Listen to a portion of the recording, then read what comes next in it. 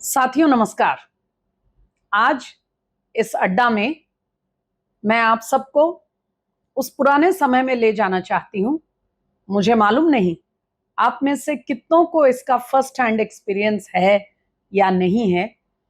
लेकिन अगर आपको उस समय की अपने मन में, अपने मानस में याद नहीं भी है, तो आपको ये जानकारी जरूर होगी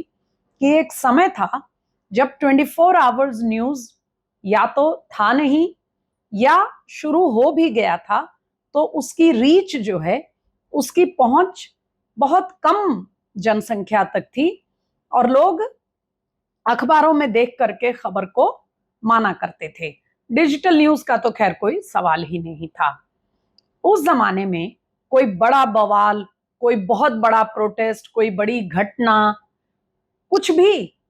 ऐसा हेडलाइन जैसा हुआ करता था तो वो कोई एक तस्वीर, एक फोटो उसको, उसकी पहचान बन जाती थी, उसको डिफाइन करने के लिए। अब आप कुछ बड़े जो माइलस्टोन्स है भारतीय राजनीति के, उसमें याद करें तो भारत की आजादी से शुरुआत करते हैं। जिस दिन देश आजाद हुआ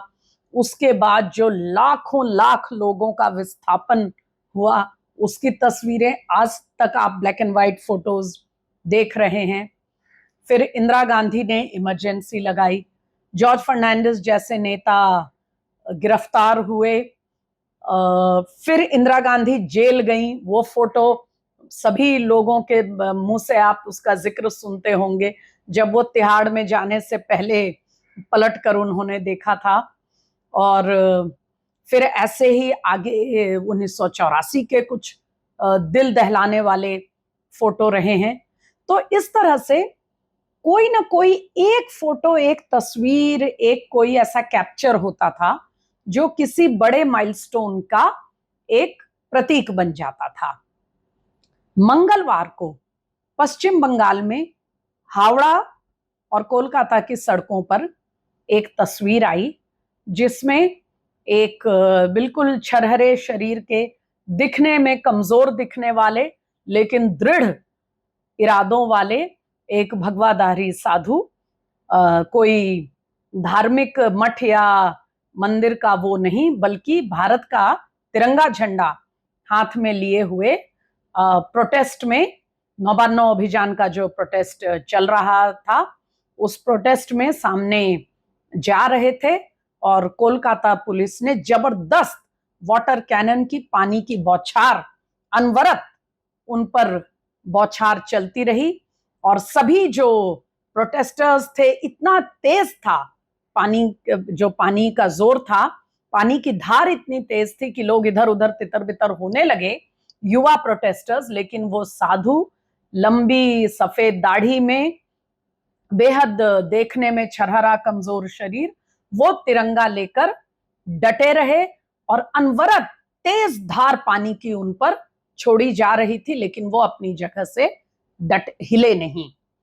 तो साथियों, वो फोटो दिन भर चला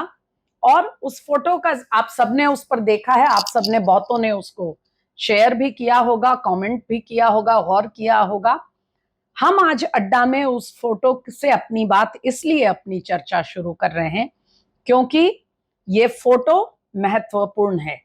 इसलिए महत्वपूर्ण है क्योंकि ये फोटो ये दर्शाता है कि कोलकाता की सड़कों पे भले प्रचंड बहुमत से ममता बनर्जी सरकार में हैं, तीसरी बार मुख्यमंत्री बनी है, 13 वर्ष अनवरत मुख्यमंत्री के तौर पे वो पूरा कर चुकी हैं, लेकिन मंगलवार को कोलकाता की सड़कों पे ये दिखाई दिया कि अब कहीं ना कहीं हालात, ममता बनर्जी के बारे में जो कहा जाता है कि उनकी जबरदस्त पकड़ है, वो पकड़ उनके हाथ से छूट रही है। अब हम ये नहीं कह रहे कि वहां कोई राजनीतिक परिवर्तन या कोई उलटफेर हो जाएगा, लेकिन जो इकबाल है, जो ममता सरकार की अथॉरिटी है, वो साफ नजर आ गया कि मंगलवार को उनके हाथ से खिसक चुकी है। थोड़ा एक एक करके देखते हैं। सबसे पहली बात, सुप्रीम कोर्ट ने भी यह स्पष्ट कर दिया था कि पीसफुल प्रोटेस्ट, शांतिपूर्ण प्रदर्शन होने दिया जाए। ठीक है साहब, लेकिन जैसे ही मंगलवार के प्रोटेस्ट का नौबानो अभियान का ऐलान हुआ तो कोलकाता पुलिस एकदम से मैदान में कूदी और कहा कि हमारे पास इंटेलिजेंस रिपोर्ट्स हैं कि इसमें कुछ मिसक्रिएंट्स जो हैं, यानी उपद्रवी तत्व जो हैं, वो इसका फायदा उठाकर इस प्रोटेस्ट का गड़बड़ कर सकते हैं, कानून व्यवस्था को खराब कर सकते हैं, इसलिए ये प्रोटेस्ट इलीगल है, इसको बैन कर दिया जाए। अब ये वही कोलकाता पुलिस है जिसके सामने आरजी कौर हॉस्पिटल में जहां इतनी दर्दनाक और नृशंस रेप और हत्या की घटना हुई थी, वहां जब हजारों हजार प्रोटेस्टर्स आएंगे ये पहले से ऐलान किया हुआ था, तो भी 14 अगस्त की रात को वो पूरी तरह फेल हो गई और बेकाबू भीड़ ने जाकर अस्पताल को तहस नहस कर दिया। तब इनकी इंटेलिजेंस काम नहीं कर रही थी, लेकिन इस प्रोटेस्ट के बारे में इन्होंने इंटेलिजेंस रिपोर्ट का हवाला देकर उसको इलीगल घोषित किया। बहरहाल वो उसको रोक नहीं पाए और प्रोटेस्ट हुआ। बेशक उनको आगे बढ़ने से बैरिकेडिंग की गई, लेकिन जगह जगह संतरागाछी और इस तरह के मोहल्लों में बैरिकेडिंग भी छात्रों ने, युवाओं ने, युवतियों ने जगह जगह बैरिकेडिंग को भी हटाया, खोला या उसको उल्लंघन कर दिया। अब ये सब प्रोटेस्ट के दौरान होता है, लेकिन लौट कर आते हैं उस साधु के दृश्य पर। तो वो साधु का दृश्य ये दिखा रहा है कि अपनी प्रचंड अपना जो बहुमत है उसके बावजूद, यही नहीं, पहले घटना को कवर अप करने का हर तरह का प्रयास, फिर घटना के लिए जिम्मेदार, यानी केवल रेप एंड मर्डर नहीं, उस पूरे कवर अप के जो जिम्मेदार हैं उनको बचाने का हर तरह का प्रयास करना, और उसके बाद ये राजनीति हो रही है ऐसा कह के घटना से पल्ला झाड़ना, और यही नहीं, खुद सड़कों पर उतर करके अपने ही राजधानी में न्याय की मांग करने के लिए प्रोटेस्ट करना। साथियों, अगर आप एक क्रम से इनको देखें, एक श्रृंखला में इस पूरे घटनाक्रम को देखें, तो यह साफ हो गया है कि ममता बनर्जी पैनिक कर रही हैं, ममता बनर्जी बौखला रही हैं, क्योंकि सारे हथकंडे, साम दाम दंड भेद अपनाने के बाद भी हालात बेकाबू हो रहे हैं। मंगलवार को जो हुआ उसने साबित कर दिया कि क्या छात्र, क्या महिलाएं, क्या युवा, सभी लोग इस समय आंदोलित हैं, उद्वेलित हैं, और कोलकाता पुलिस की ना धमकी काम कर रही है, ना ममता सरकार और ममता बनर्जी के पार्टी से जो लोग बयान देते हैं उनका ये कहना कि ये राजनीतिक आंदोलन बना हुआ है, ना तो ये फॉर्मूला काम कर रहा है। तो अब ये देखना दिलचस्प होगा कि अब आने वाले समय में क्या होगा। सबसे पहले बुधवार से शुरुआत करते हैं। मंगलवार को नॉन स्टॉप पूरे नेशनल मीडिया में ममता बनर्जी की सारी मीडिया मैनेजमेंट असफल हो गई, ये दावा करते करते कि यह आंदोलन राजनीतिक है, ये सिर्फ बीजेपी का आंदोलन है, इसमें बीजेपी के चेहरे दिख रहे हैं। हमने जो दृश्य देखे और आप सबने देखे होंगे, आप एक अंदाजा लगाइए कि उसमें बीजेपी के चेहरे कितने थे और आम जनता कितनी थी। अब रही बात कि बीजेपी के लोग सड़क पे क्यों उतरे, क्या आपको लगता है कि कोई भी जिम्मेदार राजनीतिक दल ऐसे समय में, जब पूरे प्रदेश में लोग इतने आंदोलित हैं, तो क्या कोई राजनीतिक दल के लिए मॉरली, नैतिक रूप से ये उचित होगा कि वो पीछे हट जाए, सिर्फ राजनीतिक विद्वेष और राजनीतिक पॉलिटिकली मोटिवेटेड आंदोलन के आरोप की बात को सुनकर वो पीछे हट जाए? और अगर कोई राजनीतिक दल ऐसा सोचकर पीछे हट जाए, तो क्या उस राजनीतिक दल को सामाजिक जो सार्वजनिक क्षेत्र में सार्वजनिक रूप से काम करने का अधिकार रहेगा क्या? हम तो ये भी सवाल पूछना चाहते हैं कि लेफ्ट के लोग कहां हैं? मंगलवार को जब इतना प्रचंड आंदोलन हुआ कि कोलकाता पुलिस के सारे हथकंडे फेल हो गए, तो उसमें वामपंथी क्यों शामिल नहीं थे? हमारी ये सूचना है कि वामपंथियों ने मंगलवार के आंदोलन से खुद को अलग कर लिया था, यानी या तो वो आंदोलन को लेकर अब कुछ और चाह रहे हैं, या वो अपना अलग करना चाहते हैं। अगर वो अलग अभियान चलाना चाहते हैं तो ये भी ठीक है, उनको भी हक है आंदोलन करने का। लेकिन ये कहाँ की बात है कि भारत में कहीं भी कोई घटना हो क्राइम्स अगेंस्ट विमेन का, किसी महिला या बच्ची के खिलाफ, तो आपकी सांसद और आपके जो पार्टी की पदाधिकारी हैं वो तो जत्था बना के पूरी कैमरा टीम लेकर वहां पहुंच जाएं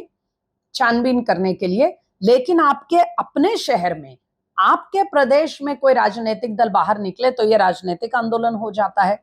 और राजनीतिक आंदोलन हो गया ऐसा आरोप लगाकर आपको छात्रों पे दमन का, युवाओं पे दमन का, साधुओं पे दमन का मौका मिल जाता है। दमनकारी जो कदम है, दमन की सीमाएं पार कर दी मंगलवार को ममता की पुलिस ने, फिर भी आंदोलन को रोक नहीं पाई। अब बुधवार के लिए भारतीय जनता पार्टी ने आधिकारिक रूप से बंद का ऐलान किया है, लेकिन उन्होंने ये ऐलान मंगलवार को शाम 4:30 बजे के आसपास किया। हमें ऐसा लगता है कि भाजपा के इकाई की या तो ये फैसला देर से हुआ या भाजपा इकाई की ये रणनीति है कि ये बंद का ऐलान देर से किया गया ताकि किसी तरह के धरपकड़ और इस तरह की करने का समय कोलकाता पुलिस को ना मिल पाए। मगर ममता बनर्जी वास्तव में हिल गई हैं। इस तरह का अपने खिलाफ जनता की अपराइजिंग, ऐसा उबाल शायद उन्होंने कल्पना नहीं की होगी। इसलिए उन्होंने अब पूरे तृणमूल कांग्रेस को ताकीद कर दी है कि उनका जो तृणमूल का जो छात्र उसकी इकाई है, उसके लोगों को बुधवार को सड़क पर उतरना होगा और न्याय के लिए आंदोलन करना होगा, प्रदर्शन करना होगा। और उनकी संख्या जो मंगलवार का प्रदर्शन था उससे कम से कम 100 गुना ज्यादा होनी चाहिए। अब ऐसा होता है कि नहीं ये तो हम अभी देख लेंगे। मगर साथियों ये बताइए कि क्या तृणमूल के छात्रों को क्या मॉरल अधिकार है अपने ही पार्टी के, अपने ही नेतृत्व के अंडर चल रही जो सरकार है और जिसने दोषियों को, हालात पर पर्दा डालने वालों को, भ्रष्टाचार और हर तरह की गड़बड़ी करने वालों को, इस मामले को दबाने वालों को जो बचा रही है सरकार, उसके खिलाफ आंदोलन करने का। इस पर विचार जरूर होना चाहिए। लेकिन तब तक ये तय है कि अभी तक हर मुद्दे पर जिस तरह ममता बनर्जी या तो जो विक्टिम होती थी सबसे पहले तो उसको दोष दे देती थी, अगर उसको दोष नहीं देती थी तो राजनीति को दोष देती थी, वरना कुछ ना कुछ ऐसा वो बहाना निकाल लेती थी कि जिससे दोषियों को बचा लेती थी और महिलाओं को उनकी पार्टी की तरफ से कुछ ऐसे हालात तैयार किए जाते थे कि पीछे हटना पड़ता था। सौंदेश खाली का आप उदाहरण सबके सामने है। इस बार ये सारे फॉर्मूला फेल हो चुके हैं, सारे हथकंडे वो अपना करके देख चुकी हैं और दमन भी एक सीमा के आगे काम नहीं करता। अब ये देखा जाए कि मामला कैसे आगे बढ़ता है। और हां, जब तक मामला एक लॉजिकल कंक्लूजन पे नहीं पहुंचता, अगर ममता बनर्जी जो खुद एक आंदोलन की उपज है और कोई 1-2 साल का नहीं, लंबा आंदोलन का उनका रिकॉर्ड रहा है, वाम किले को ढहाने के पहले वो किस किस हालात से आंदोलन से गुजरी हैं, तो उसको याद करते हुए अगर अपनी लुई विटॉन ब्रांडेड जो उनकी सांसद और उनके अन्य जो प्रवक्ता हैं, अगर उनसे एक, जिस तरह उन्होंने टीएमसी के छात्र इकाई को कहा है, एक आदेश दिया है, अगर अपने प्रवक्ताओं को भी एक आदेश दें कि वो आंदोलन पर उंगली उठाने के बजाय और आंदोलन में शामिल लोगों को उल्टा सीधा कहने के बजाय अगर थोड़ी सी सहानुभूति से बात करें, तो शायद थोड़ा बहुत जो ममता सरकार का इकबाल थोड़ा बचा हुआ है वो शायद बचा रह जाए। बंगाल के बवाल पर हमारी नजर लगातार बनी हुई है। आप हमारे अड्डा पर आते रहिए और इसको लेकर हमसे अपने विचार साझा करिए ताकि हम भी आपके विचारों को अपनी अगली चर्चा में शुमार कर सकें।